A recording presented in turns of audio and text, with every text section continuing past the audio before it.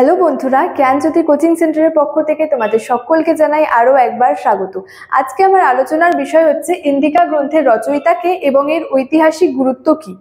বিষয়টি শুরু করার আগে তোমাদেরকে একটু বলে দিতে চাই, তোমরা যারা আমাদের কোচিং সেন্টারে এখনো যুক্ত হওনি এবং যুক্ত হতে চাইছো তারা উপরে দুটি নাম্বার দেখতে পাচ্ছ 6295916282 এবং 7076398606। এই দুটি নাম্বারের মধ্যে যে কোনো একটি নাম্বারে যোগাযোগ করে আমাদের সঙ্গে কিন্তু যুক্ত হয়ে যেতে পারো। এই দুটি নাম্বার হলো আমাদের জ্ঞানজ্যোতি কোচিং সেন্টারের অফিসিয়াল হেল্পলাইন নাম্বার। তো দেরি না করে আজকের বিষয় সম্পর্কে আলোচনা শুরু করছি। দেখো, ইন্ডিকা গ্রন্থের রচয়িতা কে। তো এই ইন্ডিকা গ্রন্থের রচয়িতা ছিলেন হচ্ছে মেগাস্থিনিস। এবার স্বাভাবিক যে মেগাস্থিনিস কে ছিলেন, যে সকল বিদেশিদের রচনা এই প্রাচীন ভারতের ইতিহাসের উপাদান হিসেবে বিশেষভাবে গুরুত্বপূর্ণ, সেই সকল বিদেশিদের মধ্যে একজন ছিলেন হচ্ছে, অন্যতম ছিলেন মেগাস্থিনিস। এই মেগাস্থিনিস হচ্ছে যে গ্রিক রাজা যে সেলুকাস ছিলেন তার একজন দূত ছিলেন হচ্ছে মেগাস্থিনিস।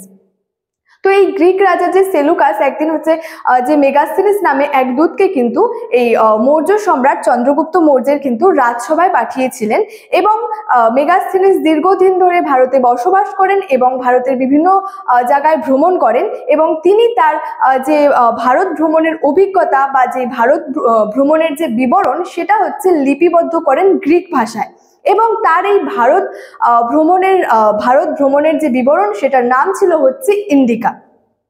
তো এরপরে যদি বলি যে এই ইন্ডিকা গ্রন্থটির ঐতিহাসিক গুরুত্ব কি।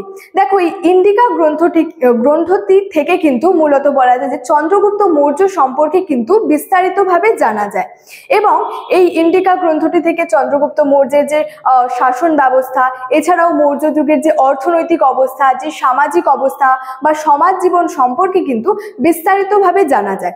এছাড়াও বলা যায় যে এই ইন্ডিকা গ্রন্থের কিন্তু 59টি অংশ হচ্ছে উদ্ধার করা সম্ভবপর হয়েছে। এছাড়াও বলা যায় যে এই ইন্ডিকা গ্রন্থটি থেকে কিন্তু ভারত ও তাম্রপর্ণীর যে বিবরণ, এছাড়াও পাটলিপুত্র নগরের বিবরণ, ভৌগোলিক অবস্থান সম্পর্কে, এছাড়াও যে সেখানের পৌরশাসন সম্পর্কে কিন্তু বিস্তারিতভাবে জানা যায়। এছাড়াও বলা যায় যে এই যে মেগাস্থিনিসের ইন্ডিকা থেকে কিন্তু যে ভারতের 7টি জাতির কথা কিন্তু জানা যায়। তো এই প্রাচীন ভারতের ইতিহাসের উপাদান হিসেবে কিন্তু এই মেগাস্থিনিসের লেখা যে ইন্ডিকা গ্রন্থটি কিন্তু বিশেষভাবে উল্লেখযোগ্য। তো এই ছিল আজকে আমার আলোচনার বিষয়। ভিডিওটি ভালো লাগলে অবশ্যই লাইক, কমেন্ট এবং বন্ধুদের সঙ্গে শেয়ার করে দিও। দেখা হচ্ছে তোমাদের সঙ্গে পরবর্তী ভিডিওতে। ততক্ষণে ভালো থেকো, সুস্থ থেকো। Thank you so much. Thanks for watching.